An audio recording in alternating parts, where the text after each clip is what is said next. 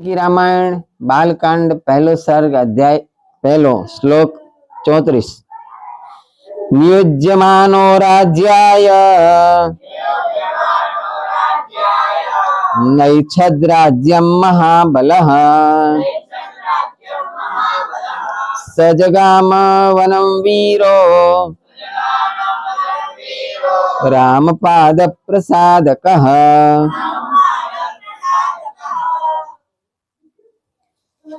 Ram one में गया, कोने राज्य सौंपीने गया?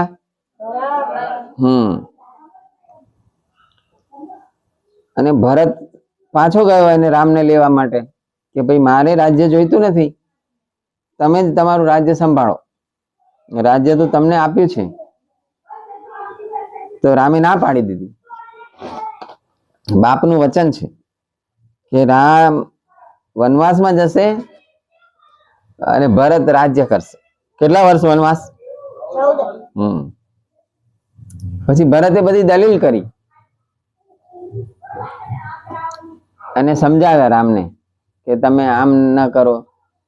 આમણે જે દશરથે જે આજ્ઞા આપી છે એ ધર્મ વિરુદ્ધ છે। ધર્મ તો એમ કે છે કે જે સૌથી મોટો ભાઈ હોય એને જ રાજગાદી મળે, તો ધર્મ વિરુદ્ધની જે આજ્ઞા છે એ તમારે ન પાળવી જોઈએ।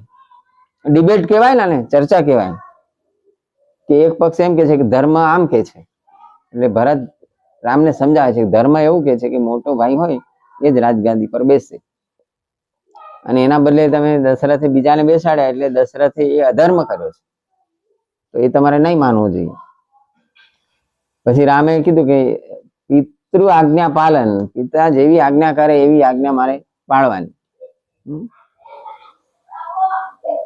કયા ઋષિએ એના છોકરાઓને એવું કીધું હતું કે તમારી માને કાપી નાખો એમ? ખબર છે એવી વાર્તા? નહીં ખબર? આવે છે ને? તો એ ઋષિના છોકરાએ એની માતાને કાપી નાખી।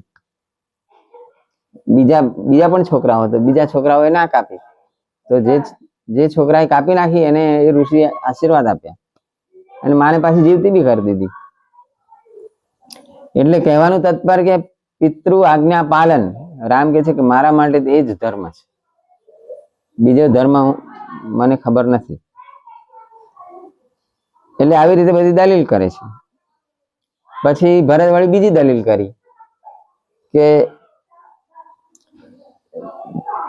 દશરથે જે આજ્ઞા કરી કે રામ જંગલમાં જાય અને ભરત ગાદી પર બેસે, તો આપણે અદલા બદલી કરી નાખીએ, તમારા બદલે હું જંગલમાં રહું અને તમે રાજ કરો। ભાઈઓ ભાઈઓ તો એકબીજાનો જે હોય એકબીજાનું કામ કરી શકે ને। આવી બધી ભરત દલીલો કરે છે।